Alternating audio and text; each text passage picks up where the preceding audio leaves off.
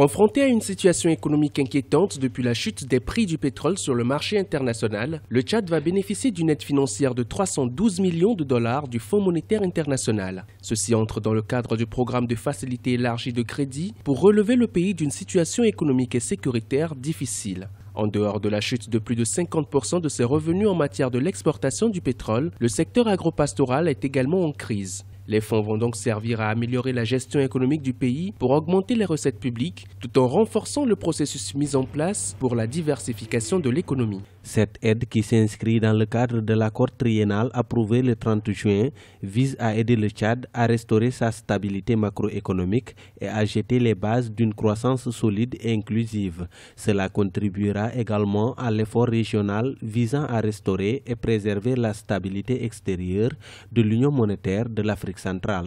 Les 312 millions de dollars accordés par le Fonds monétaire international seront étalés sur les 3 prochaines années. Déjà près de 50 millions de dollars seront décaissés, assortis d'un certain nombre de recommandations, notamment une meilleure gestion de la dette et des investissements ou encore une diversification totale de l'économie.